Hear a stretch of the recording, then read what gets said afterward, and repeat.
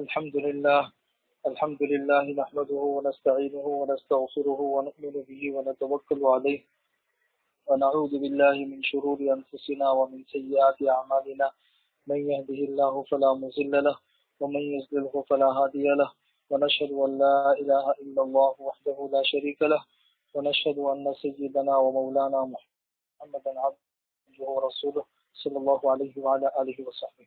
أعوذ بالله من الشيطان الرجيم. بسم الله الرحمن الرحيم. يا أيها الذين آمنوا آمنوا بالله ورسوله. وقال رسول الله صلى الله عليه وسلم يقول الله تبارك وتعالى يا ابن آدم إني كنت محبا فبحقي عليك كن لي محبا. ماؤں اور بہنوں، یہ ہماری ایک مختصر سی مجلس ہے اصلاح نفس سے متعلق. اللہ تبارک و تعالیٰ نے ہمیں جو دنیا کا ایک مختصر سا وقت دیا ہے، اس مختصر سے وقت میں ہمیں اپنے آپ کو بنانا ہے، اور یہ مختصر سے وقت میں ہم اپنے آپ کو جو بنائیں گے تو اس کا فائدہ ہمیشہ کی زندگی میں ہمیں ہوتا رہے گا. اور اگر اس مختصر سی زندگی میں ہم نے اپنے آپ کو غفلت کے اندر اپنے وقت کو گزار دیا، غفلت کے اندر اپنے دن اور راتوں کو اگر ہم نے گزار دیا، تو پھر آگے آنے والی جو زندگی ہے وہ اتنی خطرناک ہے کہ جس کو ہم تصور نہیں کر سکتے ہیں. اس لیے اپنے نفس کو سدھارنا اور اپنی زندگی کے اندر تقوی، طہارت، ایمان اور دینداری اور تحقیق اور علم کو پیدا کرنا یہ بہت ضروری ہے. یہ چیزیں جب تک ہمارے سامنے اور ہماری زندگی میں نہیں ہوگی تب تک ہم اپنے آپ کو سدھار نہیں سکتے ہیں. اس کی ایک مثال سمجھ لو کہ ماں کے پیٹ میں بچہ ہوتا ہے، یہ پیٹ اس بچے کے بننے کا وقت ہے اور جگہ ہے. یہاں پر اگر بچے کی کان نہیں رہے تو دنیا میں آنے کے بعد بھی وہ ہمیشہ کان سے محروم رہے گا. ایک پاؤں نہیں ہے تو وہ پاؤں سے محروم رہے گا. ہاتھ کی 6 انگلیاں ہے تو اسی عیب کے ساتھ پوری زندگی رہے گا. اور اگر پورا کے پورا وجود فٹ ہے، ہر عضو اس کی جگہ پہ صحیح سلامت ہے، تو پھر وہ دنیا کے اندر آ کے ان تمام اعضاء سے اچھے طریقے سے زندگی گزار سکے گا. تو اسی طریقے سے ہم یہ دنیا کے ماحول میں جو وقت گزار رہے ہیں، یہ ایسا ہی سمجھ لو جیسے کہ یہ دنیا کا پیٹ ہے، اور یہاں سے ہم نکل کر جب جائیں گے اور برزخ کی زندگی میں پہنچیں گے تو وہ بالکل ایسا ہی ہے جس طریقے سے ماں کا پیٹ بہت چھوٹا ہوتا ہے، باہر کی دنیا بہت بڑی ہوتی ہے، لیکن اس پیٹ میں رہنے والے بچے کو پتہ نہیں ہوتا کہ میں کتنی چھوٹی دنیا میں ہوں اور باہر کی دنیا کتنی بڑی ہے. اسی طریقے سے دنیا کے اس پیٹ میں رہنے والے بہت سے انسانوں کو اس کا علم ہی نہیں ہے کہ ہم کتنے چھوٹے پیٹ میں ہیں اور موت کے بعد کی زندگی کتنی بڑی ہے. حضرت مولانا عمر صاحب پالن پور رحمۃ اللہ علیہ ہمارے دادا اس کی بہت اچھی مثال دیتے تھے کہ اگر آپ کے سامنے ہمالیہ پہاڑ ہو اور آپ نے اپنے دونوں آنکھوں میں رائی کا دانہ رکھ لیا، ایک رائی کا دانہ اس آنکھ میں، دوسری رائی کا دانہ دوسری آنکھ میں. اب کوئی بیوقوف انسان ہے تو وہ کیا کہے گا کہ بھئی رائی کا دانہ اتنا بڑا کہ وہ ہمالیہ پہاڑ سے بھی بڑا. کہ جب رائی کا دانہ ہماری آنکھوں میں آیا تو رائی کا ہمالیہ پہاڑ دکھنا بھی بند ہو گیا. تو عقل مند انسان ہوگا وہ کیا کہے گا کہ ارے اللہ کے بندے، یہ رائی کا دانہ جو ہے نا یہ ہمالیہ پہاڑ کے مقابلے میں کچھ بھی نہیں ہے، بڑا نہیں ہے. یہ تیری نظر کا دھوکہ ہے. تیری دونوں آنکھوں سے رائی کے دانے کو ہٹا دے تو ہمالیہ پہاڑ تجھے نظر آئے گا کہ کتنا بڑا ہمالیہ پہاڑ ہے. بس یہی زندگی، یہی مطلب سمجھو دنیا اور آخرت کا. تو دنیا کے اندر اللہ تبارک و تعالیٰ نے ہمیں بھیجا ہے اپنی زندگی کو بنانے کے لیے. ہماری زندگی بنے گی کیسے؟ ہماری زندگی بنے گی کیسے؟ آج کل کا جو مسلمان ہے یا انسان ہے وہ یہ سمجھتا ہے کہ میری زندگی بنے گی خوبصورتی سے، میری زندگی بنے گی زیورات سے، میری زندگی بنے گی نرم نرم گدوں سے، میری زندگی بنے گی بہت زیادہ مال اور دولت سے، میری زندگی بنے گی بہت زیادہ اکرام اور استقبال سے۔ نہیں، یہ ساری کی ساری چیزیں دھوکہ ہے۔ ان تمام چیزوں سے زندگی بنتی نہیں ہے۔ زندگی کا اچھا ہونا اور ہے۔ زندگی اچھی ہوتی کس طریقے سے؟ ان چیزوں سے زندگی اچھی نہیں ہوتی۔ زندگی جو اچھی ہوتی ہے وہ علم والی زندگی سے، تقوی والی زندگی سے، ایمان والی زندگی سے، عفت اور پاک دامنی والی زندگی سے، حلال روزی اور جائز کاموں والی زندگی سے، اللہ اور اس کے رسول کے احکامات پر عمل کرنے سے زندگی اچھی بنتی ہے۔ ہاں، یہ ہے۔ آج کل ہم دیکھتے ہیں بہت سے مال والے ہیں، اچھی اچھی خوبصورت عورتیں ہیں، ان کے پاس مال بھی بہت ہے، لیکن ان کا دل بے چین ہے، اس لیے کہ انہوں نے چیزوں کو اچھا کرنے کی کوشش کی، زندگی کو اچھا کرنے کی کوشش نہیں کی۔ دونوں چیزیں الگ الگ ہیں۔ چیزوں کا اچھا ہونا اور ہے، اور زندگی کا اچھا ہونا اور ہے۔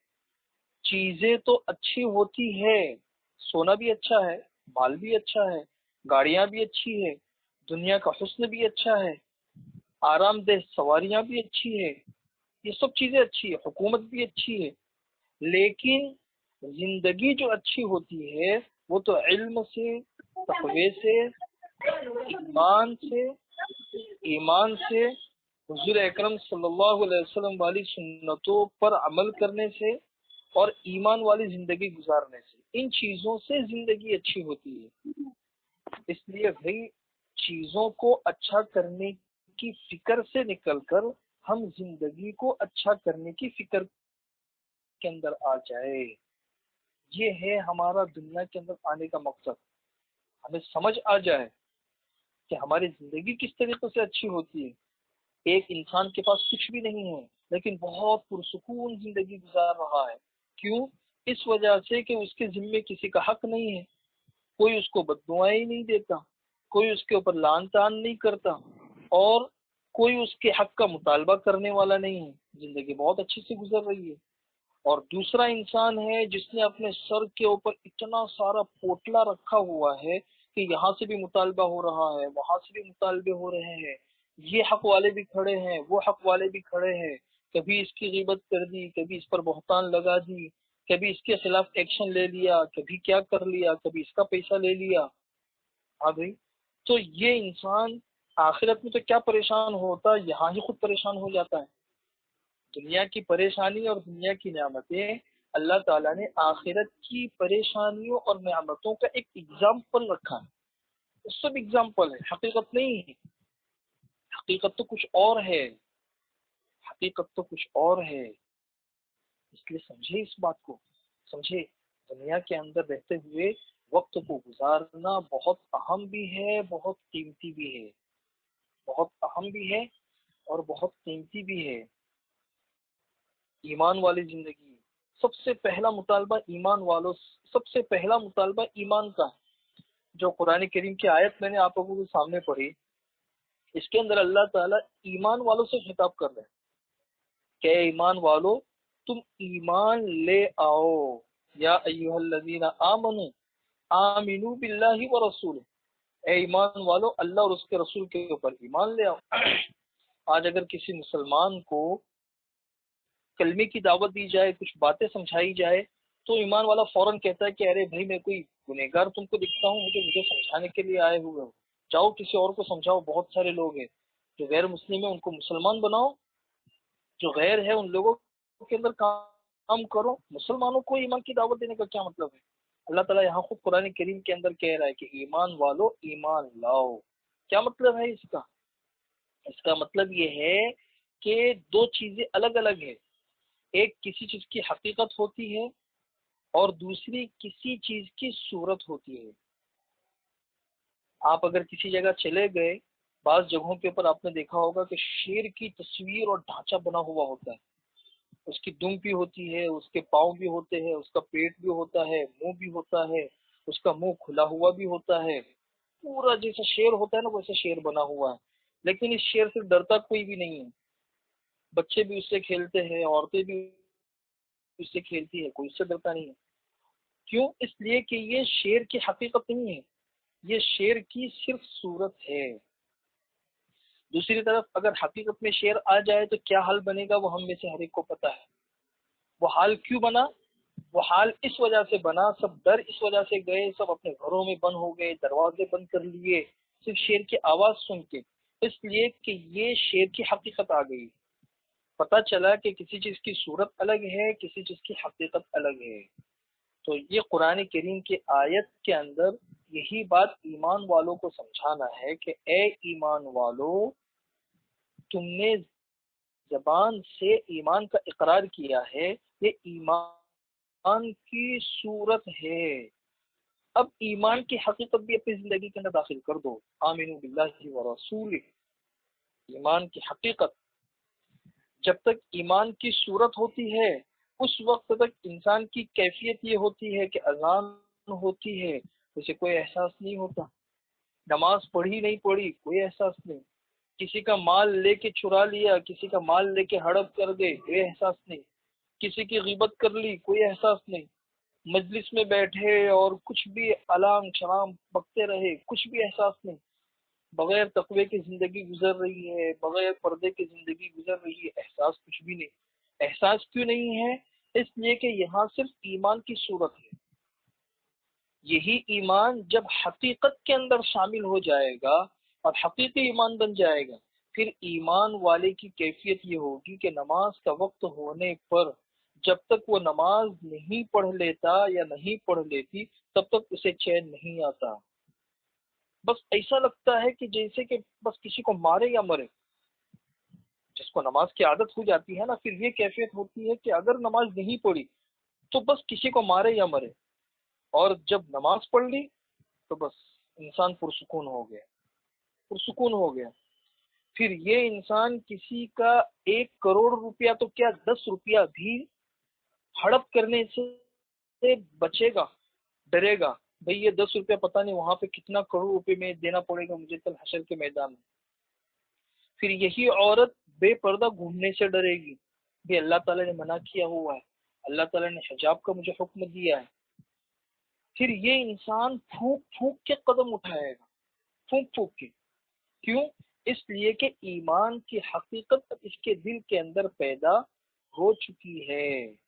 یہ سمجھ لو، جب ایمان کامل ہو جاتا ہے تو انسان کو اپنے اوپر نفاق کا ڈر لگنے لگتا ہے، سمجھنا اس بات کو۔ اور جب انسان کا ایمان کامل نہیں ہوتا تو پھر انسان بالکل بے فکر ہوتا ہے کہ ہاں بھئی ہم تو ہے ہی ایمان والے، الحمدللہ ہم تو ایمان والے ہیں۔ یہ دونوں میں بہت بڑا فرق ہے۔ آپ کتابوں کے اندر قصے دیکھتے ہوں گے، حضرت حنظلہ رضی اللہ تعالیٰ عنہ کا قصہ آپ نے سنا ہوگا۔ حضرت حنظلہ رضی اللہ تعالیٰ عنہ گزرے یہ کہتے ہوئے ابو بکر کے پاس سے کہ نافق حنظلہ، نافق حنظلہ، بھئی حنظلہ تو منافق ہو گئے۔ ابو بکر رضی اللہ تعالیٰ عنہ نے ارشاد فرمایا کہ بھئی حنظلہ تم کیسے منافق ہو گئے؟ اللہ اکبر، کیسی بات کر رہے ہو، تم تو بہت کے مسلمان ہو۔ تو حضرت حنظلہ نے کہا کہ ہم حضور کی مجلس میں ہوتے ہیں تو بالکل ایسا لگتا ہے جیسے جنت ہمارے سامنے ہے، جہنم ہمارے سامنے ہے، اللہ کی یاد ہوتی ہے، وہاں سے نکل کر گھر میں آتے ہیں تو وہ ساری کیفیت ختم ہو جاتی ہے۔ حضرت ابوبکر نے کہا کہ بھی یہی کیفیت تو ہماری بھی ہے، چلو حضور سے پوچھتے ہیں۔ تو یہ صحابہ کرام کا وہ طبقہ ہے جو روئے زمین پر بسنے والے انسانوں میں انبیاء کے بعد سب سے بڑا درجہ صحابہ کرام کا ہے۔ وہ لوگ اپنے ایمان کے بارے میں اتنے سارے فکر مند ہیں کہ ان کو اپنے اوپر نفاق کا ڈر لگنے لگا کہ بھئی ہم تو منافق ہو گئے۔ یہ کس بات کی نشانی ہے؟ وہ ان کے ایمان کے کمال کی نشانی ہے۔ اللہ اکبر، یہی ایمان کامل تھا، یہی ایمان کامل تھا۔ حضرت ابوبکر رضی اللہ تعالیٰ عنہ کے بارے میں آتا ہے کہ وہ جب کسی درخت کے پاس سے گزرتے تو درخت کی ٹہنی کو ہاتھ میں لیتے اور ہاتھ میں لینے کے بعد ارشاد فرماتے کہ کاش میں بھی یہ درخت کی ٹہنی ہوتا جو کاٹ کے ختم کر دیا جاتا۔ کبھی چڑیا کو کسی باغ میں بیٹھے ہوئے دیکھتے تو حسرت بھری آواز سے کہتے کہ کاش میں بھی اس چڑیا کی طرح ہوتا کہ مر کر اسے اللہ کے سامنے حساب نہ دینا ہوتا۔ اللہ اکبر۔ کون ہے؟ حضرت ابوبکر ہے، اس امت کا سب سے، حضور اکرم صلی اللہ علیہ وسلم اس امت کا سب سے افضل انسان، صحابہ کرام کے اندر سب سے افضل، اور وہ اپنے بارے میں یہ خوف کر رہا ہے۔ سفیان ثوری بہت بڑے بزرگ گزرے ہیں، نام آپ نے سنا ہوگا، ان کے بارے میں آتا ہے کہ ایک مرتبہ بہت رو رہے تھے، بہت، تو ان کے پاس بیٹھنے والے جو ان کے شاگرد تھے، ان کے تلامذہ تھے، ان کے ساتھی تھے، انہوں نے کہا کہ حضرت آپ کیوں رو رہے ہیں، کیا ہو گیا آپ کو ہو کیا گیا؟ حضرت سفیان ثوری نے ایک دانہ اٹھایا، دانہ چھوٹا سا گیہوں کا، اور دانہ اٹھانے کے بعد ارشاد فرمایا کہ میں نے اپنی زندگی میں، خدا کی قسم کھا کے کہتا ہوں کہ اپنی زندگی میں نے اس دانے کے برابر بھی گناہ نہیں کیا ہے، اس دانے کے برابر بھی گناہ نہیں کیا ہے، میں گناہ کے خوف سے نہیں رو رہا۔ تو بھئی آپ کیوں رو رہے ہیں؟ تو انہوں نے کہا کہ میں رو رہا ہوں اس غم میں اور اس فکر میں کہ اس ایمان کو موت تک کیسے بچا کر لے کے جاؤں گا، اس ایمان کو موت تک کیسے بچا کر لے کے جاؤں گا۔ اللہ اکبر۔ سوچیں یہ کون لوگ تھے؟ یہ کہہ رہا ہے کہ میں نے اس دانے کے برابر بھی کبھی گناہ نہیں کیا ہے، اور قسم کھا کے کہہ رہے ہیں، اور یہ انسان میرے اور آپ کی جیسا انسان نہیں ہے، اس کے تذکرے اور ان کے احوال کتابوں کے اندر موجود ہے کہ واقعی یہ اتنا بڑا انسان ہے، لیکن وہ اپنے بارے میں کیا خوف کر رہا ہے۔ تو یہ، اور ہم، ایک ہماری زندگی ہے، ہم لوگ کتنے مطمئن ہیں، ہم لوگ کتنے مطمئن ہیں، جبکہ یہ وہ زمانہ چل رہا ہے جس زمانے کے بارے میں حضور اکرم صلی اللہ علیہ وسلم نے ارشاد فرمایا، یہ زمانہ یا تو اس سے لگا ہوا زمانہ کہ ایسے حالات آئیں گے اور ایسا وقت آئے گا کہ انسان جب رات میں سوئے گا ایمان والا ہوگا، صبح اٹھے گا تو وہ ایمان سے نکل چکا ہوگا، صبح اٹھے گا ایمان والا ہوگا، شام ہوتے ہوتے وہ ایمان سے نکل چکا ہوگا، ایمان سے نکل چکا ہوگا۔ اللہ اکبر۔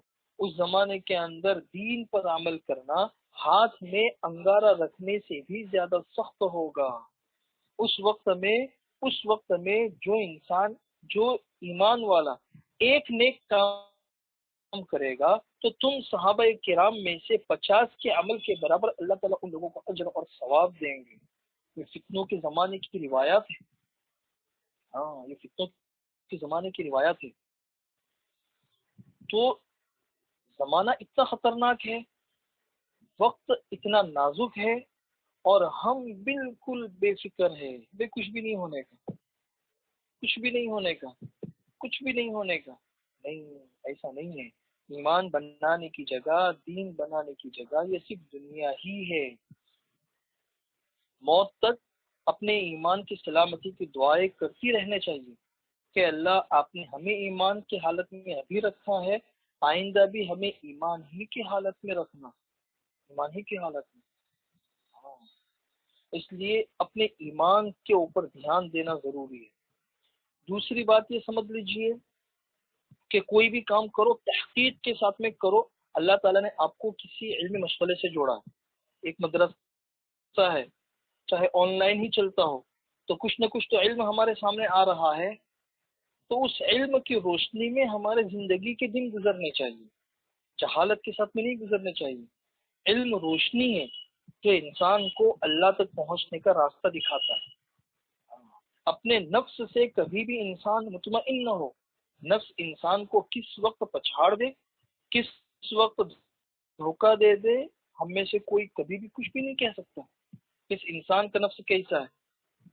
کچھ مثالیں دوں، ان مثالوں سے آپ کو بات سمجھ میں آئے گی کہ کام کرو، عمل کرو، علم کی روشنی میں کرو، تحقیق کے ساتھ میں کرو، بغیر تحقیق کے نہیں۔ کسی بھی معاملے کی تہ تک پہنچو کہ بھی یہ مسئلہ ہے، اس مسئلے کی کیا حقیقت ہے، اس کے بارے میں شریعت ہم کو کیا کہتی ہے، قرآن اور حدیث ہمیں کیا کہتی ہے۔ یہ جذبہ ہونا چاہیے۔ ایسا نہیں کہ ہماری جیسی زندگی پہلے گزر رہی تھی ویسے کے ویسے اب بھی گزر رہی ہے۔ بہت سی چیزیں ایسی ہے جو بظاہر انسان کو حرام لگتی ہے، لیکن مخصوص حالات کی وجہ سے وہ چیز حلال بھی ہو جاتی ہے. کچھ چیزیں ایسی ہے جو حرام ہے، پتہ نہیں ہے اور انسان کیے جا رہا ہے، اس لیے علم کی روشنی میں کام کرنا بہت ضروری ہے. حضرت اقدس مولانا اشرف علی تھانوی رحمۃ اللہ علیہ نے قصہ لکھا ہے حاتم اسم رحمۃ اللہ علیہ کا. حاتم اسم اپنے وقت کے بہت بڑے بزرگ گزرے ہیں. تو ان کے پاس کسی شخص نے کوئی ہدیہ پیش کیا کہ حضرت میں آپ کو ہدیہ دینا چاہتا ہوں. اچھا، وہ جو شخص تھا تو اس شخص کا ہدیہ اور اس کا مال حرام تو نہیں تھا، البتہ کچھ مشتبہ مال تھا، کچھ مشتبہ. تو پہلے تو حضرت نے انکار کر دیا، اس لیے کہ مشتبہ مال جو ہے وہ لینا وہ تقوی کے خلاف ہے. لیکن وہ شخص اصرار کرنے لگا کہ حضرت نہیں، آپ کو لینا پڑے گا. تو اس کے اصرار کے بعد حضرت نے اس ہدیے کو قبول کر لیا. یعنی یہ مشتبہ مال ایسا تھا کہ وہ تقوی کے اعتبار سے لینا درست نہیں تھا، بہتر یہ تھا کہ قبول نہ کرے، لیکن فتوے کی روح سے اور مسئلے کے حساب سے اس کا لینا ان کے لیے جائز تھا. اور شریعت کا حکم یہاں پہ رہ کر آپ کو بتا دوں، شریعت کا حکم یہ ہے کہ اگر آپ کو کوئی ہدیہ دے اور تقوی کے اعلیٰ درجے پر عمل کرتے ہوئے آپ کے لیے نہ لینا درست ہے، لیکن اگر وہ اصرار کرے اور اگر آپ قبول نہ کرے تو آپ کے قبول نہ کرنے کی وجہ سے اس کی دل شکنے کا اندیشہ ہو، تو اس کا دل ٹوٹے گا، تو پھر اس وقت ہمیں اپنے تقوی کو چھوڑ دینا چاہیے. اب فتوے پر عمل کرو اور فتوے پر عمل کر کے اس کو قبول کر لو. یہ میں آپ کو اعتدال بتا رہا ہوں، شریعت کا اعتدال.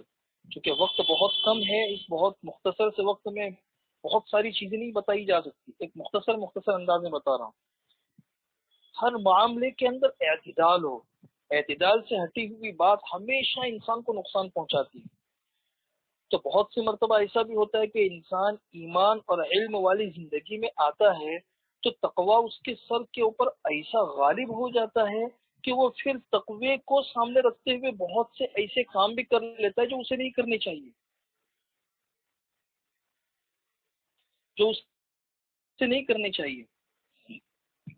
اس لیے حکم یہی ہے کہ تقوی کے حساب سے تو لینا بہتر نہیں تھا، لیکن سامنے والے کی دل شکنی کا اندیشہ تھا، اس وجہ سے اس کو لے لینا درست ہے.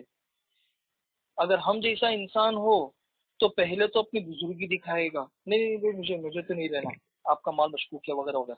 سامنے والے کے اصرار پر بھی پھر انسان نہیں لے گا، اس لیے کہ ایک مرتبہ اس کی زبان سے نہ نکل گیا بھائی میں نہیں لوں گا، میرے اصول کے خلاف ہے. بھئی تم نے نہ کر دیا ہے تو کیا ہو گیا اس میں؟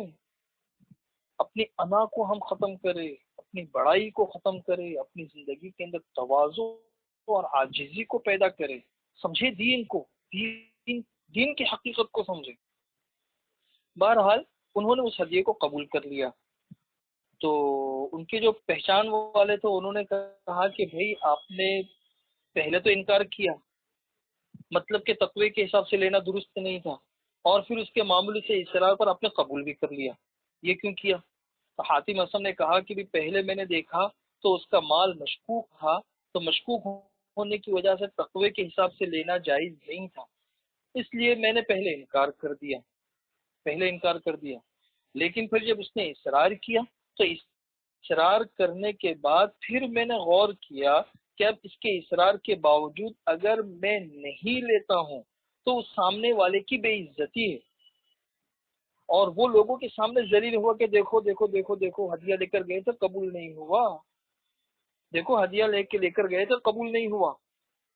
اس کی بے عزتی ہے اور میری عزت ہے، اور اگر میں اس کا ہدیہ قبول کر لیتا ہوں تو سامنے والے کی عزت ہے اور میری بے عزتی ہے.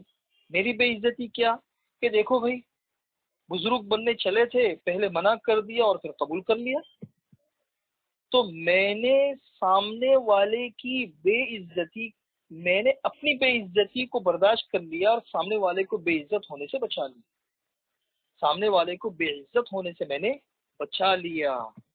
اور میں نے اپنی بے عزتی کو گوارا کر لیا.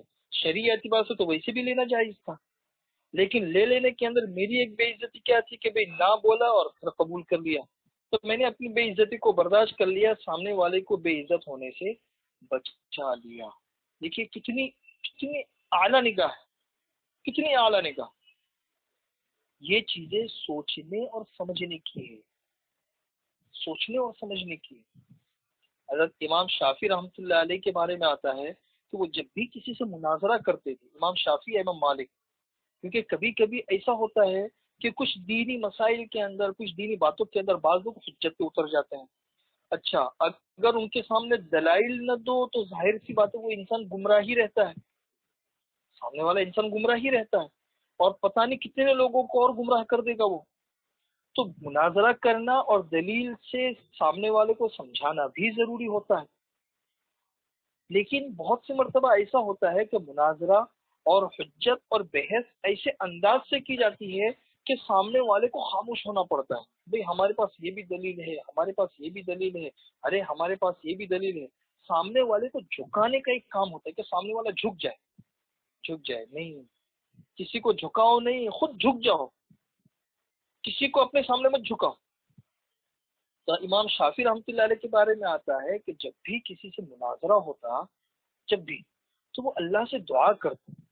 کیا دعا کرتے کہ اللہ میں اس سے مناظرہ کر رہا ہوں اور اس سے بحث کر رہا ہوں صرف اس لیے تاکہ وہ گمراہی سے نکل کر صحیح بات کو قبول کر لے.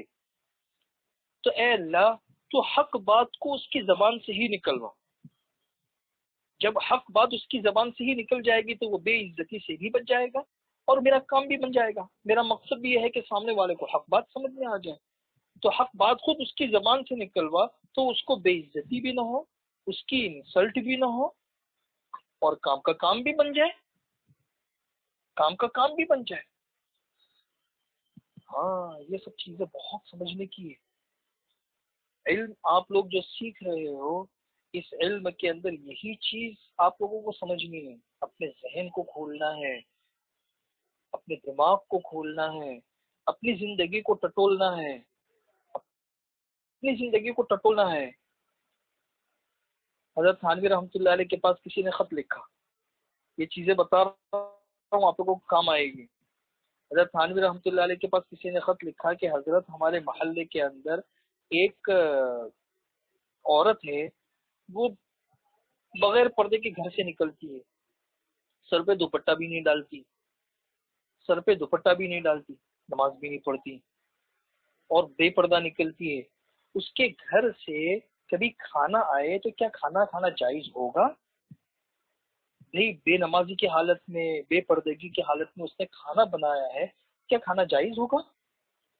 اور پھر اس نے نیچے لکھا تھا کہ تقوی کے حساب سے ہمیں جواب دے دینا، تقوی کے حساب سے. تو حضرت تھانوی رحمۃ اللہ علیہ نے جواب لکھ کے بھیج دیا کہ بھئی جو تقوی والے ہو ان سے جا کے پوچھ لو. میں تقوی نہیں بتاتا، میں تو فتویٰ بتاتا ہوں. جو تقوی والے ہو ان سے جا کے پوچھ لو. پھر حضرت تھانوی رحمۃ اللہ علیہ نے اپنے ملفوظ کے اندر لکھا تھا کہ دیکھو آج کل لوگوں کا یہ ماحول بن گیا ہے اور لوگوں کی ایسی عادت اور ایسی نیچر ہو گیا ہے کہ کسی کو بدنام کرنا ہو تو ہزار جگہ فتویٰ پوچھیں گے. بدنام کرنا ہے نا، کسی کو بدنام کرنا ہے تو ہزار جگہ فتویٰ پوچھیں گے. ارے بھائی اس کے حساب سے، شریعت کے حساب سے کیا مسئلہ ہوا؟ باتیں بھی ایسی ایسی لکھ کے پوچھیں گے کہ واقعی جواب جو ہے نا وہ سامنے والے کی مخالفت کی کے اندر آئے. اور وہی انسان خود اپنی زندگی کے اندر ہزاروں ایسے کام کیے ہوئے ہوگا یا کر رہا ہوگا جو شریعت کے خلاف ہے، تقوی کے خلاف ہے. اسے احساس ہی نہیں ہے. بھئی تم دوسروں کے پیچھے پڑے ہوئے ہو، کم سے کم اپنی بھی تو فکر کر لو. تو میرا نہیں بنتا نہ بن، اپنا تو بن. بھئی دوسروں کا مت بن، میرا بھی مت بن، کم سے کم اپنا تو بن جا، اپنی تو بن جا کم سے کم. تو بھئی دوسروں کے پیچھے پڑے رہنے سے کیا فائدہ؟ دوسروں کے عیوب دیکھنے سے کیا فائدہ؟ دوسروں کو بدنام کرنے سے کیا فائدہ؟ خود میری اپنی زندگی کے اندر کتنے سارے گناہ ہیں، کتنی ساری تقوی کے خلاف چیزیں ہیں، کم سے کم انہیں تو میں ختم کروں. میں دوسروں کا مکلف تو نہیں، میں تو کم سے کم اپنی ذات کا مکلف ہوں. یہ چیزیں سمجھنی بہت ضروری ہے. ان چیزوں کی وجہ سے معاشرے خراب ہوتے ہیں، گھر برباد ہوتے ہیں، کتنے لوگ دین سے بیزار ہو جاتے ہیں، لوگ دین کے اوپر ڈائریکٹ حملہ کرتے ہیں، ارے بھائی دیندار ایسے، ارے بھائی دیندار ایسے، اپنے دین کو بدنام ہونے سے بچاؤ۔ امام بخاری رحمۃ اللہ علیہ کا قصہ آتا ہے کہ وہ سفر کر رہے تھے کشتی میں۔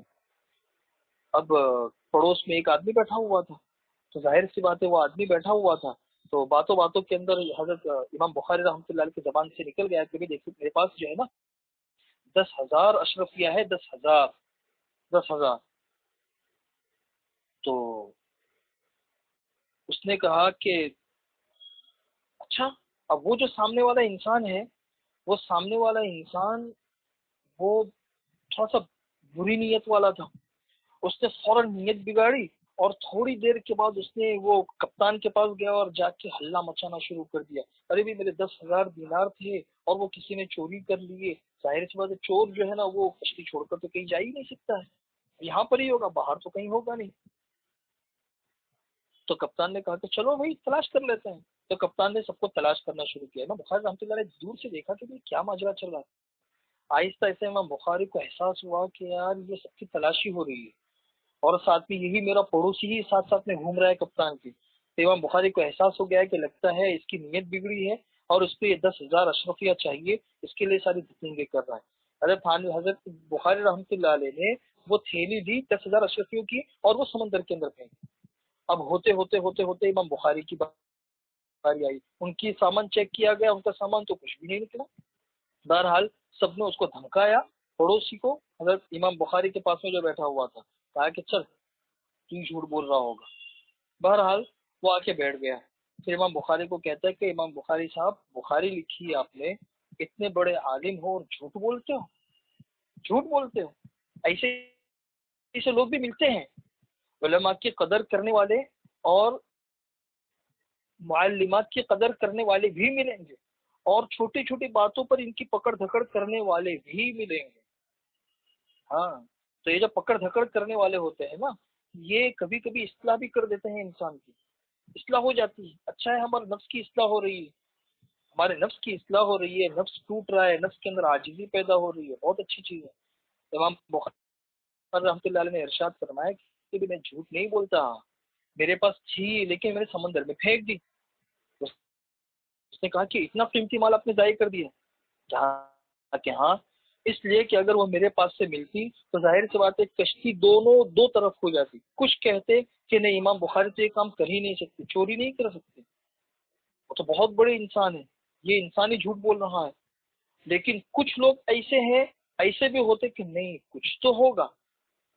جیسا آج کل ایسا ہوتا ہے نا کہ کسی بھی انسان کے بارے میں کوئی بھی چیز باہر آئے تو دو طرف لوگ ہو جاتے ہیں، کچھ اس کی حمایت میں، کچھ اس کی مخالفت میں۔ تو میری مخالفت میں لوگ ہوتے تو علم پر اور علماء پر دھبا پڑتا، میں نے علم اور علماء پر دھبا پڑنے سے بچا لیا اور سمندر کے اندر اس کے اشرفیوں کو پھینک دیا۔ یہ اس لیے بھائی اپنی زندگی کو دینداری والی زندگی، علم اور تحقیق والی زندگی اور اعتدال والی زندگی گزارے، اعتدال والی۔ اب جیسے آج کل وظیفوں کا بڑا چکر چلا ہوا ہے، کوئی بھی چیز ہو وظیفہ، کوئی بھی چیز ہو وظیفہ۔ بھائی میاں بیوی کی شادی ہو گئی، دونوں کے اندر محبت ہو جائے تو اس کے لیے وظیفہ۔ اب آج ہم جیسا کوئی ہو تو فوراً چلو بھائی یہ ایک پڑھو تو ہو جائے گی محبت۔ حضرت تھانوی رحمۃ اللہ علیہ کے پاس ایک خاندان والے آئے، انہوں نے آ کر کہا کہ حضرت بچے کی شادی کی ہے، ان کے درمیان محبت ہو، ایسا کوئی وظیفہ بتا دو۔ حضرت نے ارشاد فرمایا کہ میں وظیفہ بتا دیتا ہوں لیکن تم عمل نہیں کرو گے، تم عمل نہیں کرو گے۔ ارے حضرت کیسی بات کرتے ہیں، آپ بتائیں کہ ہم عمل کیوں نہیں کریں گے؟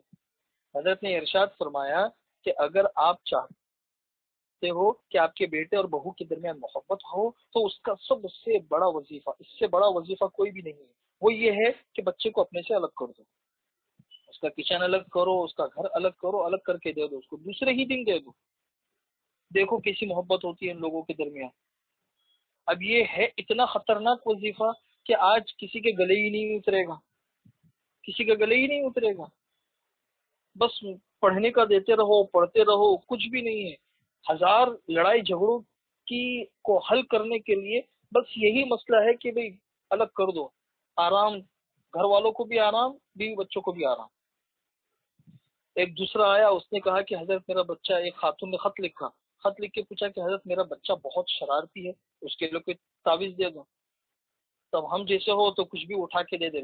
اچھا ہم اٹھا کے دیتے ہیں، سامنے والے مانتے بھی نہیں ہیں اگر سیدھی سادی بات بتاؤ تو۔ بھئی ان کو تو کچھ پتہ ہی نہیں ہے، اگر سیدھی سادی کچھ بات بتاؤ تو ان کو سمجھ میں ہی نہیں آتی ہے لوگوں کو، تو مجبوراً کچھ نہ کچھ پڑھنے کا بتانا پڑتا ہے۔ تو حضرت نے کچھ پڑھنے کا نہیں بتایا، حضرت نے ارشاد فرمایا کہ بھئی دیکھو، بچہ اگر شرارتی ہے تو اس کا تعویذ جو ہے نا وہ تو ڈنڈا ہے، اس کا تعویذ ڈنڈا ہے، ڈنڈے کے بغیر کوئی تعویذ نہیں ہے۔ تھوڑا سا بچے کی اصلاح بھی کرو، تھوڑا سا بچے کی اصلاح بھی کرو، تھوڑا سا بچے کو مختصر سی مار بھی مارو، اس کے دل کے اندر تمہاری تھوڑی بہت تو ہیبت ہونی چاہیے ماں باپ کی۔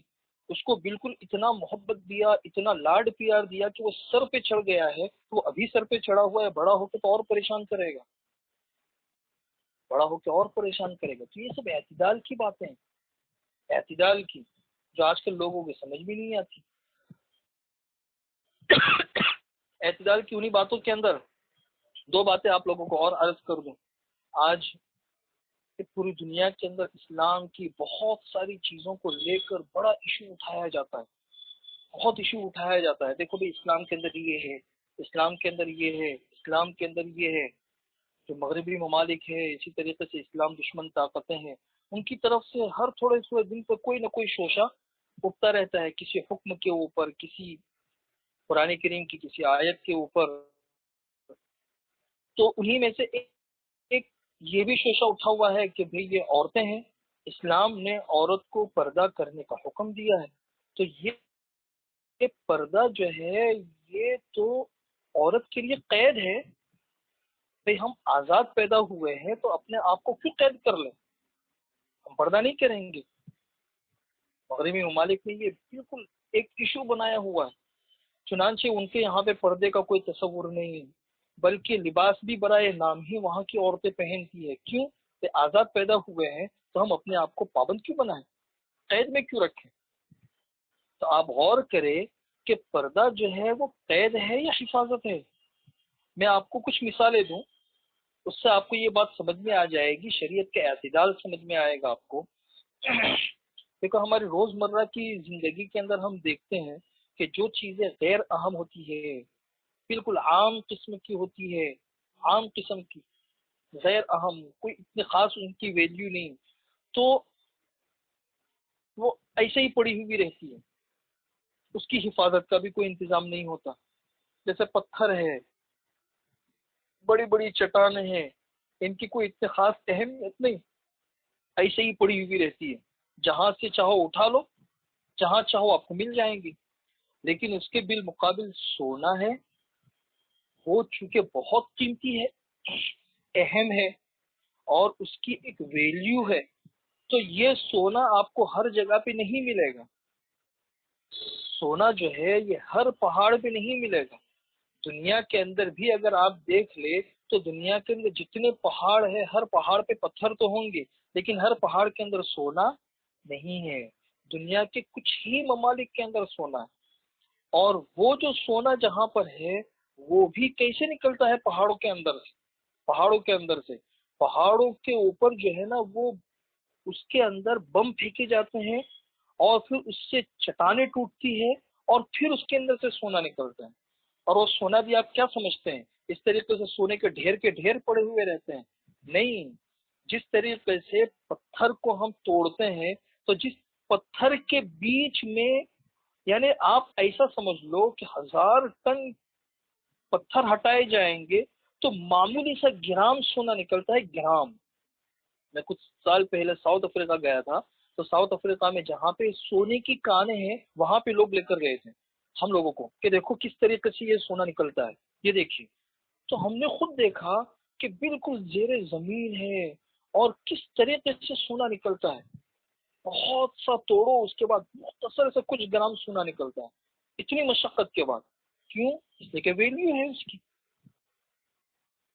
تو عام چٹانوں کی کوئی ویلیو نہیں، تو ایسی पड़ी हुई है। सोने की वैल्यू है तो देखो उसको किस तरीके से रखा हुआ है।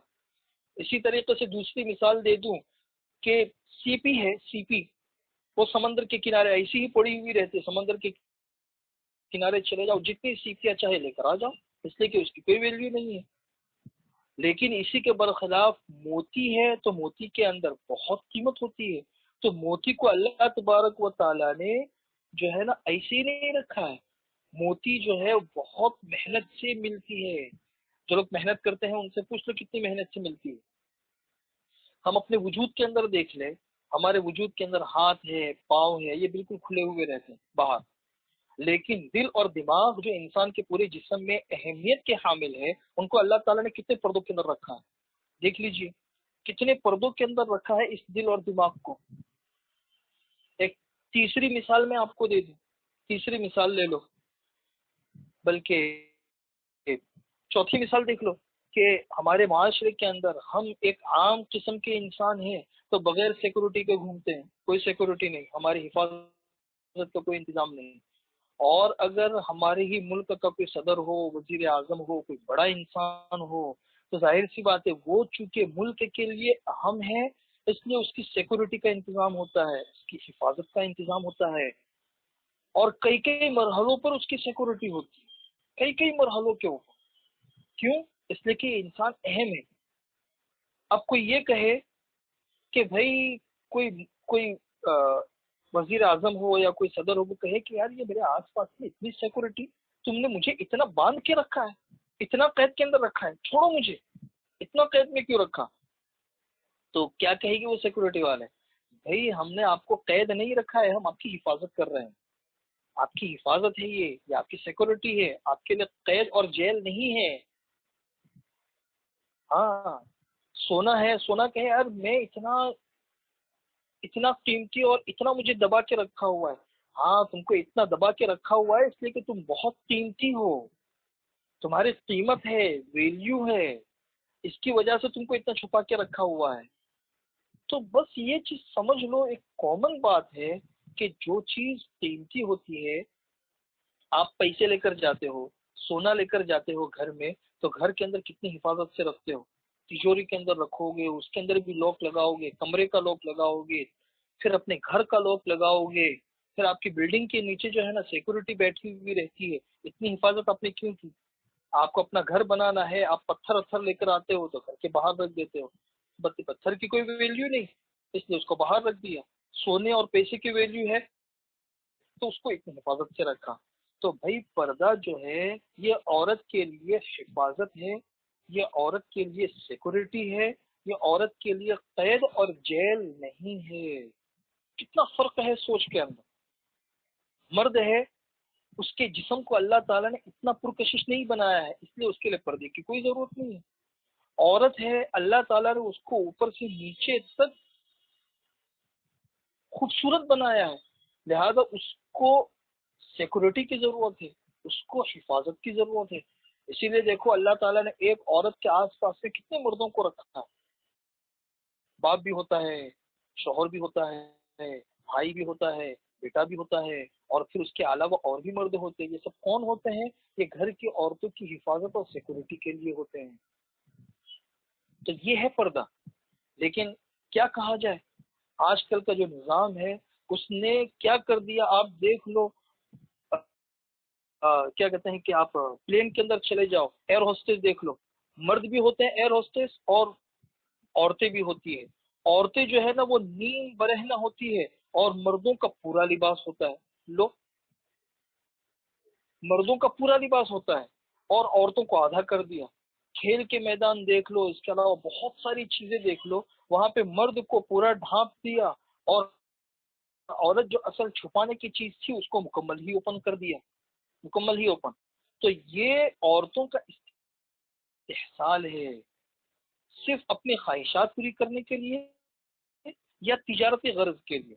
इसलिए इस पर्दे को समझो, ये जो शरीयत ने आपको दिया है, शरीयत ने हमें दिया है, ये हमारी हिफाजत और सिक्योरिटी है। इससे औरत जो है ना एक खानदानी औरत बनती है। अच्छा, दूसरा तस्वुर क्या किया जाता है कि भाई ये जो पर्दा है یہ عورت کی ترقی میں رکاوٹ ہے. یہ بھی ایک چیز کہی جاتی ہے عورت کی ترقی میں رکاوٹ ہے. تو تھوڑا سا اس کا بھی تجزیہ کر لیں کہ یہ بات کہاں تک صحیح ہے. بھئی پردہ عورت کی ترقی کے لیے رکاوٹ کیسے ہو سکتا ہے؟ عام طور پر انسان کے جسم میں ترقی کے لیے دو قسم کے اعضاء اللہ تعالیٰ نے رکھے ہیں. دو قسم کے جو جس سے انسان کو ترقی ہوتی ہے. ایک تو انسان کی عقل ہے اور دوسرا انسان کے حواس سے خمسہ.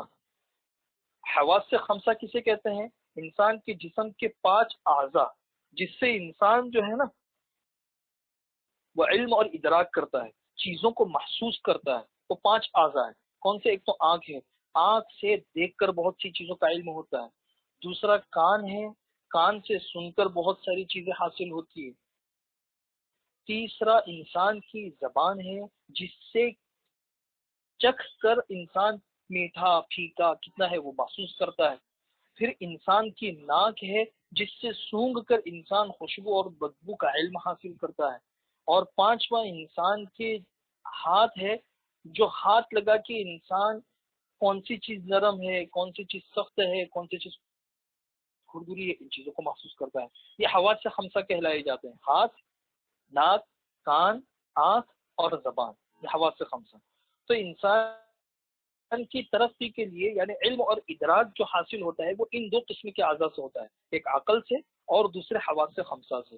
اب آپ دیکھ لیجئے کہ کیا پردہ یہ انسان کی عقل کو معاف کر دیتا ہے؟ کیا پردہ انسان کے ان حواس سے خمسہ کو شل کر دیتا ہے؟ بھئی اگر کوئی عورت پردہ کرتی ہے تو کیا وہ بے عقل ہو جاتی ہے؟ اس کی عقل پہ پردہ پڑ جاتا ہے؟ یا اس کے یہ جو حواس سے خمسہ ہے یہ حواس سے خمسہ متاثر ہو جاتے ہیں؟ نہیں، ایسا کچھ بھی نہیں ہے. پردہ کرنے کے باوجود بھی عورت کی عقل بدستور باقی رہتی ہے اور حواس سے خمسہ بھی بدستور اپنا کام کرتے رہتے ہیں. تو پھر یہ عورت کے لیے رکاوٹ کیسے ہوا پردہ؟ بلکہ اگر پردے کا مکمل انتظام ہو تو عورتوں کو تو ترقی کے اور مواقع مل جائے، عورتوں کو ترقی کے اور مواقع مل جائے. خیر بہت لمبی تفصیل ہے، یہ میں آپ کو بتا رہا ہوں صرف شریعت کا اعتدال، کہ شریعت کا اعتدال سمجھے. شریعت نے ہر معاملے میں کتنا اعتدال رکھا ہے. اس لیے میں بات کو مختصر کرتے ہوئے آپ لوگوں کو یہ کہوں گا کہ اللہ تبارک و تعالیٰ نے ہمیں بنایا ہے اور اللہ تبارک و تعالیٰ نے ہمیں دنیا کے اندر بھیجا ہے، اور دنیا میں اللہ نے ہمیں آزاد نہیں چھوڑا، ہمیں کچھ ذمہ داریاں دی ہے. ان ذمہ داریوں کو اٹھانا اور ان ذمہ داریوں کو برداشت کرنا یہ ہماری اپنی ذمہ داری ہے. دیکھو میں آپ کو ایک مثال دوں کہ اللہ تعالیٰ نے قرآن کریم کے اندر تھوڑا سا غور کرو. قرآن کریم میں اللہ تعالیٰ نے کائنات کی پیدائش کا تذکرہ کیا. ان ربکم اللہ الذی خلق السماوات والارض فی ستۃ ایام ثم استوى علی العرش یغشی اللیل النہار یطلبه حثیثا والشمس والقمر والنجوم مسخرات بامرہ الا له الخلق والامر. اللہ تعالیٰ نے پوری کائنات کا تذکرہ کیا ہے. اللہ نے آسمان بنائے، زمین بنائی، رات بنائی، دن بنایا، سورج بنایا، چاند بنایا، ستارے بنائے. ساری کائنات کا تذکرہ کرنے کے بعد پھر اللہ تعالیٰ کیا کہتے ہیں؟ الا لہ الخلق والامر. مخلوق بھی اللہ کی، ان مخلوق میں حکم بھی اللہ کا. پھر اللہ کہتے ہیں فتبارک اللہ رب العالمین، پاک ہے وہ رب جو پوری جہاں کا پروردگار ہے. تو جہاں کائنات کی تخلیق کا تذکر آیا وہاں اللہ نے اپنے بارے میں کہا فتبارک اللہ رب العالمین. دوسری طرف جہاں پہ انسان کے تذکرہ کا تذکرہ آیا، انسان کی تخلیق کا، ایک انسان کی تخلیق کو اللہ بتا رہے ہیں کہ ہم نے ایک انسان کو کس طریقے سے بنایا، اس کی پوری تفصیل بیان کی کہ ہم نے مٹی سے بنایا. وَلَقَدْ خَلَقْنَا الْإِنسَانَ مِنْ سُلَالَةٍ مِّن طِينٍ ثُمَّ جَعَلْنَاهُ نُطْفَةً فِي قَرَارٍ مَّكِينٍ ثُمَّ خَلَقْنَا النُّطْفَةَ عَلَقَةً فَخَلَقْنَا الْعَلَقَةَ مُضْغَةً فَخَلَقْنَا الْمُضْغَةَ عِظَامًا فَكَسَوْنَا الْعِظَامَ لَحْمًا ثُمَّ أَنشَأْنَاهُ خَلْقًا آخَرَ. کہ مٹی کے بعد پھر کیا کیا مراحل سے ہم نے انسان کو گزارا. اور پھر انسان کی تخلیق کا تذکرہ کرنے کے بعد اللہ تعالیٰ کیا کہہ رہے ہیں؟ فتبارک اللہ احسن الخالقین. احسن الخالقین وہاں کہا فتبارک اللہ رب العالمین. پوری کائنات کا رب اللہ ہے، اور انسان کی تخلیق کا تذکرہ آیا تو اللہ نے کہا کہ اللہ تبارک و تعالی کتنا خوبصورت پیدا کرنے والا ہے۔ مطلب یہ ہے کہ پوری کائنات میں اللہ تبارک و تعالی نے انسان کو ایک خاص خوبصورتی عطا فرمائی، خاص خوبصورتی، اور یہ خاص خوبصورتی کے ساتھ اللہ تعالیٰ نے جو پیدا کیا ہے انسان کو، تو اللہ تعالیٰ کو اپنے بندوں سے محبت ہے اللہ تعالیٰ کو۔ چنانچہ میں نے جو روایت آپ لوگوں کے سامنے پڑھی مسند احمد کی روایت ہے، اس میں اللہ تعالیٰ ارشاد فرماتے ہیں، حدیث قدسی ہے، اللہ تعالیٰ کیا کہتے ہیں، یبن آدم، اے آدم کے بیٹے، آدم کے بیٹے، مسلمان نہیں کہا، متقی نہیں کہا، ایمان والے نہیں کہا، سارے آدم کے بیٹے، جبکہ آدم کے بیٹوں میں 200-300 کروڑ ایسے بھی ہیں جو اللہ کو مانتے ہی نہیں، کتنے ایسے ہیں جو اللہ کو تو مانتے ہیں، ساتھ میں کہتے ہیں کہ عیسیٰ جو ہے نا وہ اللہ کے بیٹے ہیں، عزیر اللہ کے بیٹے ہیں، اور کتنے نافرمان بھی ہیں۔ ان سب لوگوں کو مخاطب کرتے ہوئے اللہ تعالیٰ کیا کہہ رہے ہیں، یبن آدم، اے آدم کے بیٹے، انی کنت محبا، میں تجھ سے محبت کرتا ہوں۔ اللہ تعالیٰ کہہ رہے ہیں اپنے سارے بندوں سے کہ مجھے تم سے محبت ہے۔ وہ انسان جو خیانت بھی کرتا ہے، جھوٹ بھی بولتا ہے، نماز بھی نہیں پڑھتا، بے پردہ والی زندگی بھی گزار رہا ہے، سب کچھ ہے، اس کے باوجود اللہ تعالیٰ کیا کہہ رہے ہیں، میں تجھ سے محبت کرتا ہوں۔ پھر اس کے بعد اگلا جملہ اس سے بھی زیادہ عجیب ہے، اللہ ارشاد فرماتے ہیں فَبِحَقِّ عَلَيْكَ كُلِّ مُحِبًّا،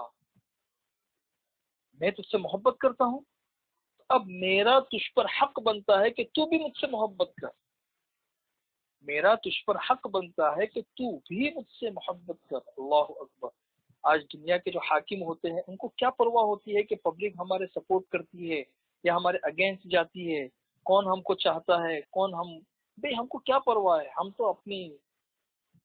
اپنے مزے میں ہیں، دنیا کے حاکم تو وہی ہے، لیکن یہ پوری کائنات کا حاکم اپنے بندوں سے کیا کہتا ہے کہ میں تم سے محبت کرتا ہوں، اور یہ نہیں کہ بھی تم کو مجھ سے محبت نہیں کرنی ہو تو جاؤ، مجھے کوئی پرواہ نہیں ہے۔ جبکہ اللہ تبارک و تعالیٰ کے بارے میں آتا ہے، حضور ارشاد فرماتے ہیں کہ آسمانوں میں ایک بالشت برابر بھی اتنی جگہ نہیں ہے کہ جہاں پہ کوئی فرشتہ اللہ کی عبادت میں مشغول نہ ہو، اللہ کی عبادت میں مشغول نہ ہو، ایک بالشت بھی ایسی جگہ نہیں ہے۔ اللہ کو ہماری عبادتوں کی کیا ضرورت، لیکن اس کے باوجود چونکہ اللہ کو محبت ہے، اس لیے اللہ تعالیٰ کہتے ہیں کہ اے میرے بندے، میں تجھ سے محبت کرتا ہوں، اس محبت کا واسطہ میرا بھی تجھ پر حق ہے کہ تو بھی مجھ سے محبت کرنے والا بن جا۔ اب اس کے باوجود بھی اگر ہم اللہ سے محبت نہ کریں، اس کی محبتوں والی زندگی نہ گزارے، اس کی شریعت اور سنت اور احکامات والی زندگی نہ گزارے، تو پھر ہماری بدقسمتی کے لیے اور کیا چیز رہ جاتی ہے، ہماری بدقسمتی کے لیے اور کیا چیز رہ جاتی ہے۔ اس لیے بھائی ابھی ہمیں آنکھوں سے کچھ بھی نظر نہیں آ رہا، مانو دنیا کے اندر مانو اللہ کے احکامات کو، اللہ بھی نظر نہیں آتے لیکن مانو، شریعت کی بہت ساری چیزیں ہمیں سمجھ میں نہیں آتی لیکن مانو، بس یہ ماننے ہی کا وقت ہے، بن دیکھے مانو، بن دیکھے عمل کرو۔ بس یہ بن دیکھے عمل کرنے پر ایک بات کہوں، اس بات کے اوپر پہ اپنی بات ختم کروں، ایک قصہ بتاؤں۔ ہارون رشید کا نام آپ نے سنا ہوگا، ان کی بیوی تھی زبیدہ، ان کا نام بھی آپ نے سنا ہوگا، بہت نیک پارسا بیوی تھی۔ تو وہ ایک مرتبہ ہارون رشید اور ان کی بیوی زبیدہ یہ نہر کے کنارے ٹہلنے کے لیے نکلے۔ تو آپ نے جیسے دیکھا ہوگا کہ بعض جن شہروں کے اندر سمندر ہوتا ہے تو سمندر کے کنارے ریتیلی زمین ہوتی ہے جہاں پہ لوگ تھوڑا سا گھومنے پھرنے کے لیے آتے ہیں، بیٹھنے کے لیے آتے ہیں، تھوڑا سا انجوائے کرنے کے لیے آتے ہیں۔ تو وہاں پہ وہ واکنگ کر رہے تھے، ہارون رشید اور ان کی بیوی واکنگ کرتے کرتے وہ بہلول کے پاس سے گزرے۔ بہلول کا نام آپ نے سنا ہوگا، اس زمانے کے بہت بڑے بزرگ تھے، لیکن ان کی ظاہری کیفیت ایسی تھی کہ لوگ ان کو مجنون کہتے تھے۔ تو بہلول جو تھے نا وہ چھوٹے چھوٹے گھر بنا رہے تھے، چھوٹے چھوٹے گھر۔ تو ہارون رشید آگے بڑھے، ہارون رشید نے پوچھا کہ بھئی بہلول کیا کر رہے ہو؟ بہلول نے کہا کہ میں گھر بنا رہا ہوں۔ ہارون رشید نے کہا کہ کیوں بنا رہے ہو؟ تو بہلول نے کہا کہ میں اس لیے بنا رہا ہوں کہ اگر کوئی مجھ سے یہ گھر خریدے گا تو میں اس کے لیے دعا کروں گا کہ اللہ تعالیٰ اس کو جنت میں ایک محل دے دے، جنت میں گھر دے دے۔ ہارون رشید نے کہا کہ اچھا چلو بتاؤ کیا قیمت ہے آپ کے اس گھر کی؟ تو بہلول نے کہا کہ 1 دینار قیمت ہے، 1 دینار۔ تو ہارون رشید نے تھوڑا سا مذاق کر کے آگے بڑھ گئے، مذاق کی کہ بھئی یہ تو لگتا ہے کہ پلین اڑ رہا ہے، آسمانوں کی باتیں چل رہی ہے، اب یہ تو کیا گھر بن رہا ہے، اس کی کوئی 1 دینار قیمت ہوتی ہے؟ کچھ بھی نہیں۔ مذاق کر کے تھوڑا سا آگے بڑھ گئے۔ پیچھے ان کی بیوی زبیدہ آ رہی تھی ہارون رشید کی، پوچھا بہلول کیا کر رہے ہو؟ بہلول نے کہا گھر بنا رہا ہوں۔ بھائی گھر بنا رہے ہو تو کیوں بنا رہے ہو؟ میں اس لیے بنا رہا ہوں کہ جو مجھ سے یہ گھر خریدے گا میں اس کے لیے دعا کروں گا کہ اللہ اس کو جنت کے اندر گھر دے دے۔ زبیدہ نے کہا کہ بتاؤ اس کی کیا قیمت ہے؟ بہلول نے کہا کہ اس کی قیمت 1 دینار۔ زبیدہ نے 1 دینار پرس کے اندر سے نکالا اور بہلول کو دے دیا، اور بہلول نے دعا کر دی کہ اللہ جنت میں اس کو ایک گھر دے دے۔ ویسے بھی عام طور پر ایمان کے اعتبار سے، مضبوطی کے اعتبار سے، یقین کے اعتبار سے عورتوں میں جو پختگی ہوتی ہے وہ مردوں میں نہیں ہوتی۔ پڑھنے پڑھانے کا مزاج، نماز کا شوق، عبادت کا شوق، تحقیق کا شوق، علم حاصل کرنے کا شوق، اور ایک چیز بتا دی جائے تو اس کو پکڑ، بالکل ہاتھ میں پکڑ لیا، ہاں بھائی اب اس کو انشاءاللہ کبھی بھی نہیں چھوڑیں گے، یہ جذبہ عورتوں میں مردوں کے مقابلے میں زیادہ ہوتا ہے۔ اللہ تعالیٰ قبول فرمائے۔ بہرحال رات کو دونوں سو گئے۔ ہارون رشید نے خواب دیکھا، جنتیں، بڑی عجیب و غریب جنتیں، ایک سے ایک جنتیں گزر رہے ہیں۔ اچانک ایک جنت نظر پڑی، اس کے اوپر نام لکھا ہوا تھا قصر زبیدہ، یہ زبیدہ کا محل ہے۔ تو انہوں نے کہا کہ یار اچھا یہ تو میری بیوی کا محل ہے، زبیدہ میری بیوی ہے۔ تو وہ قریب میں گیا، ہارون رشید قریب میں گیا تو وہاں پہ فرشتے کھڑے ہوئے تھے، فرشتے۔ تو ہارون رشید نے کہا کہ بھی مجھے اندر جانا ہے۔ تو فرشتے نے کہا کہ بھائی سر آپ کی آئیڈینٹی بتاؤ، آپ کون ہو، آپ کی آئیڈینٹی کیا ہے، آپ کی شناخت کیا ہے؟ تو ہارون رشید نے کہا کہ بھائی یہ میری بیوی کا محل ہے، یہ زبیدہ میری بیوی ہے۔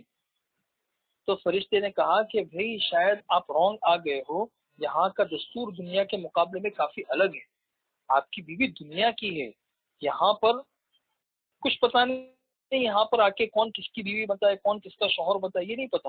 یہاں تو پہلے زبیدہ جائے گی، اور اگر آپ اس کے شوہر یہاں پہ بنائے گئے تو پھر آپ اس کے پیچھے جاؤ گے۔ بہرحال یہ ساری باتیں ہوئی اور ہارون رشید کی آنکھ کھل گئی۔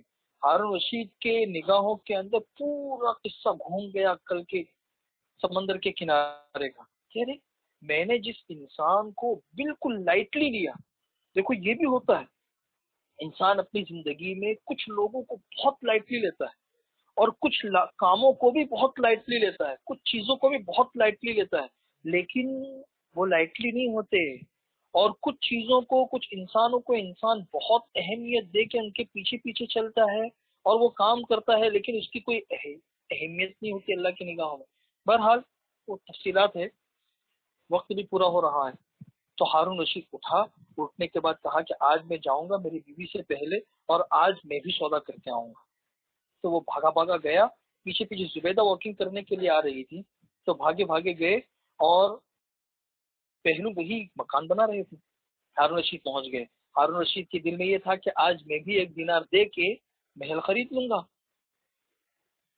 تو بھائی بہلول کیا کر رہے ہو؟ مکان بنا رہا ہوں۔ کیوں بنا رہے ہو؟ یہ اس لیے بنا رہا ہوں کہ جو مجھ سے یہ خریدے گا تو میں اس کے لیے دعا کروں گا کہ اللہ اس کو جنت کے اندر محل دے دے۔ ہارون رشید نے پوچھا کہ کیا قیمت ہے؟ بہلول نے کہا کہ اس کی قیمت آپ کی پوری حکومت، آپ اپنی پوری حکومت میرے حوالے کرو تو میں دعا کروں گا آپ کے لیے۔ اب ہارون رشید کے تمبر ہو گئے، ارے بھائی کل 1 دینار قیمت تھی، اور ایک دن ہی کے فاصلے سے پوری دنیا، پوری میری حکومت اس کی قیمت بن گئی۔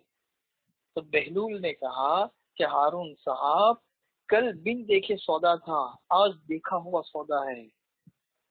کل بن دیکھے سودا تھا، کل جو ایمان تھا وہ ایمان بالغیب تھا، اور آج کا جو ایمان ہے وہ ایمان بالمشاہدہ ہے۔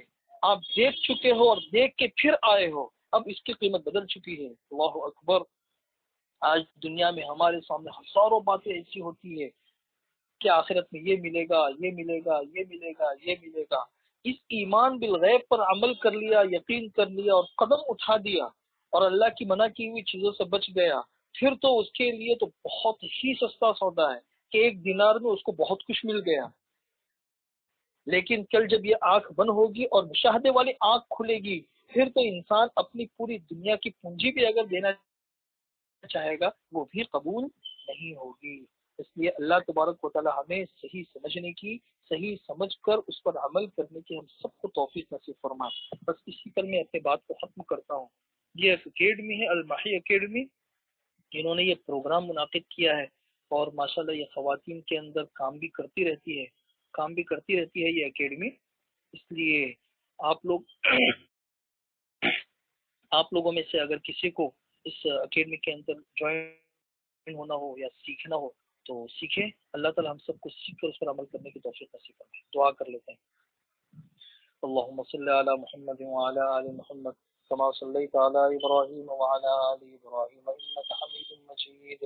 ربنا ظلمنا أنفسنا وإن لم تغفر لنا وترحمنا لنكونن من الخاسرين. ربنا لا تزغ قلوبنا بعد إذ هديتنا وهب لنا من لدنك رحمة إنك أنت الوهاب. لا إله إلا الله الحليم الكريم. سبحان الله رب العرش العظيم. الحمد لله رب العالمين. نسألك موجبات رحمتك وعزائم مغفرتك والغنيمة من كل بر والسلامة من كل إثم.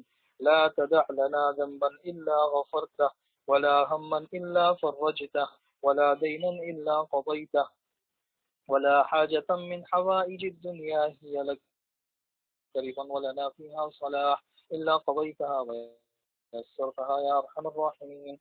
ربنا لا تؤاخذنا إن نسينا أو أخطأنا. ربنا ولا تحمل علينا إسرا كما حملته على الذين من قبلنا. ربنا ولا تحملنا ما لا طاقة لنا به واعف عنا واغفر لنا وارحمنا أنت مولانا فانصرنا على القوم الكافرين. أنت مولانا فانصرنا على القوم الكافرين. ربنا آتنا في الدنيا حسنة وفي الآخرة حسنة وقنا عذاب النار.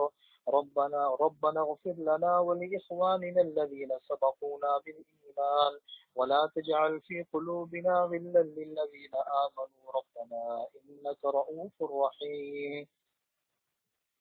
ربنا اغفر لي ولوالدي وللمؤمنين يوم يقوم الحساب. اللهم أنت أحق من ذكر وأحق من عبد وأنصر من ابتغي وأرأف من ملك وأجود من سئل وأوسع من أعطى. اللهم أنت الملك لا شريك لك والفرد لا ند لك كل شيء هالك إلا وجهك تطاع فتشكر وتعصى فتغفر. أقرب شهيد وأدنى حفيظ حلت دون النفوس وأخذت بالنواصي وكتبت الآثار ونسخت الآجال. القلوب لك مفزية والسر عندك علانية. الحلال ما أحللت والحرام ما حرمت والدين ما شرعت والأمر ما قضيت. الخلق خلقك والعبد عبدك وأنت الله الرؤوف الرحيم. اللهم يا من لا تراه العيون ولا يصفه الواصفون ولا تخالطه الظنون ولا تغيره الحوادث ولا يخشى الدوائر، يعلم مثاقيل الجبال ومكاييل البحار وعدد قطر الأمطار وعدد ورق الأشجار وعدد ما أظلم عليه الليل وأشرق عليه النهار. يا من لا تواري منه سماء سماء ولا أرض أرضا ولا جبل ما في قعره ولا بحر ما في ضعره.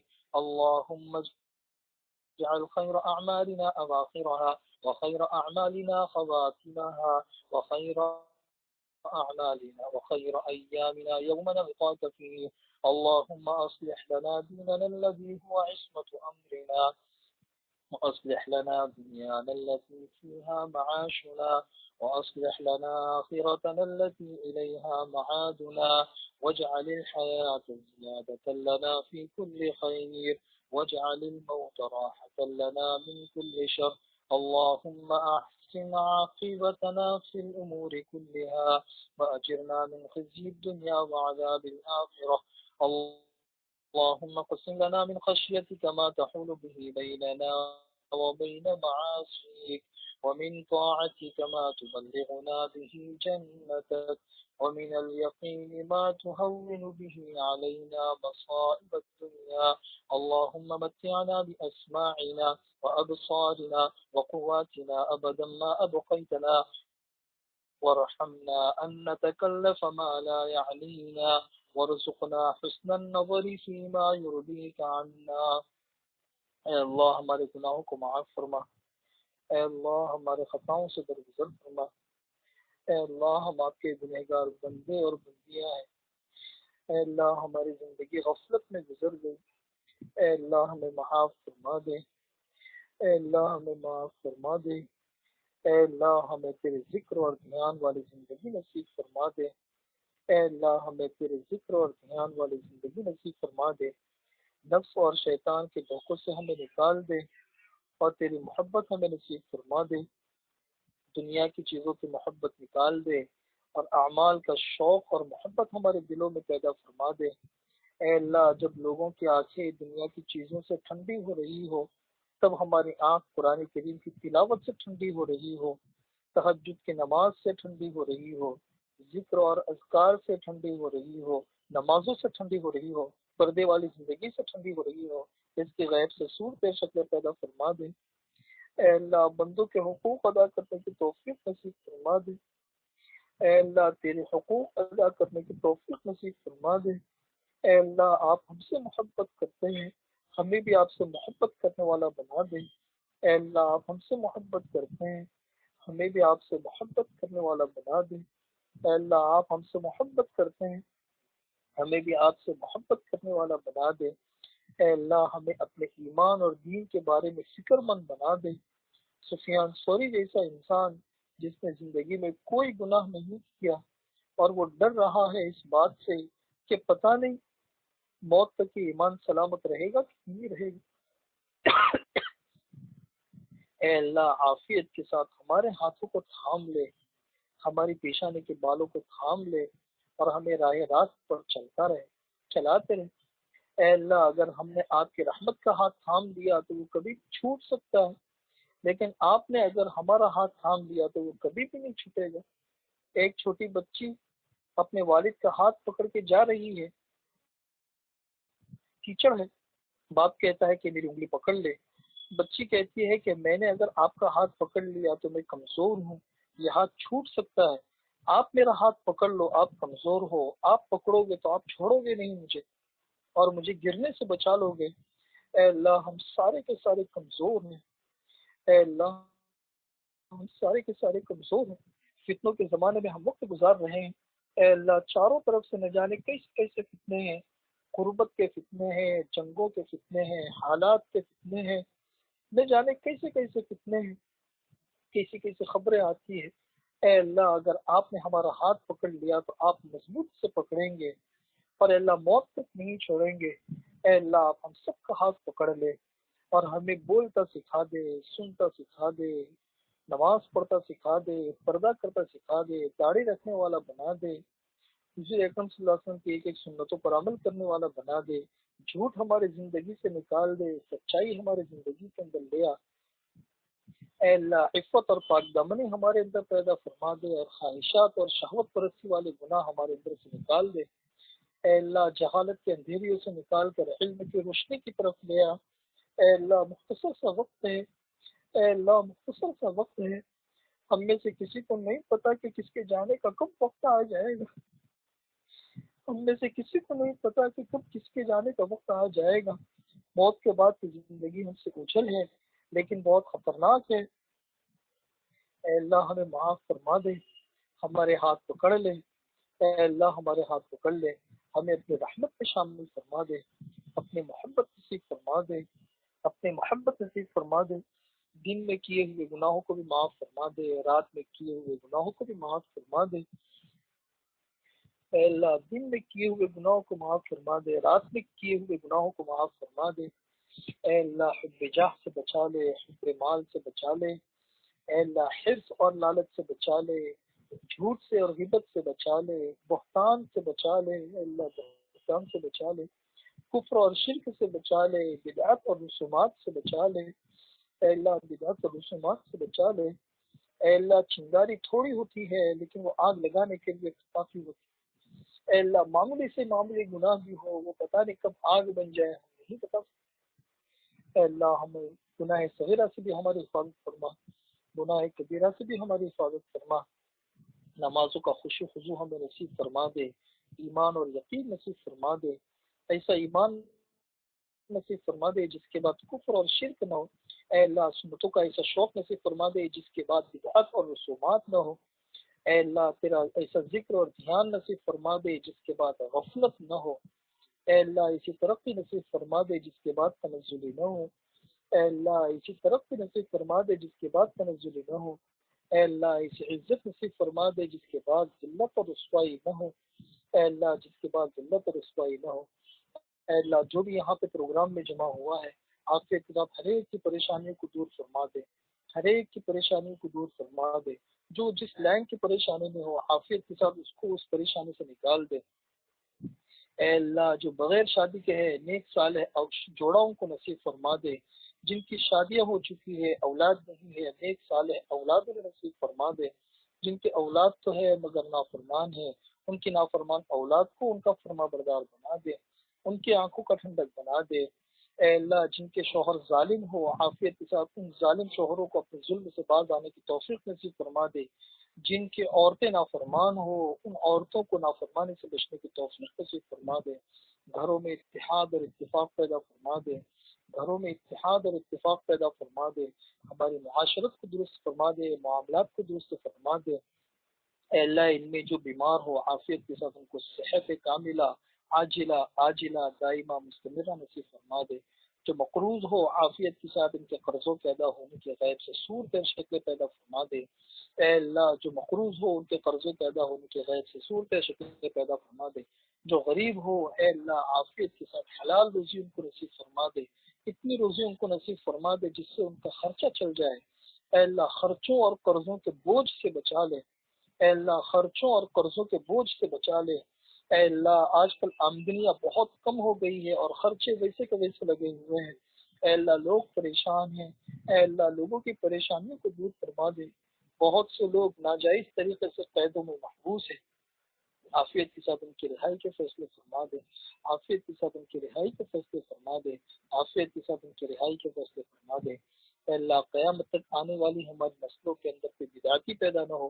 کوئی مشرک اور ملحد پیدا نہ ہو، کوئی آپ کا نافرمان پیدا نہ ہو، اس کے غیب سے صورت شکل پیدا فرما دے، اے اللہ اور ہمیں آپ نے جس کرم سے یہاں پہ جمع کیا ہے اپنے اسی کرم سے جنت الفردوس میں قیامت تک آنے والی ہماری نسلوں کے ساتھ ہم سب کو جمع فرما دے، اے اللہ ہم سب کو جمع فرما دے، اے اللہ جو مانگا وہ بھی عطا فرما، جو مانگنے سے رہ گیا وہ بھی عطا فرما، اور اے اللہ اپنے فضل و کرم سے ہماری ساری دعاؤں کو بھی قبول فرما، اللهم إنا نسألك من خير ما سألك من عبدك ونبيك سيدنا محمد صلى الله عليه وسلم، ونعوذ بك من شر ما استعاذك منه عبدك ونبيك سيدنا محمد صلى الله عليه وسلم، أنت المستعان وعليك البلاغ ولا حول ولا قوة إلا بالله العلي العظيم، سبحان ربك رب العزة عما يصفون، وسلام على المرسلين، الحمد لله رب العالمين.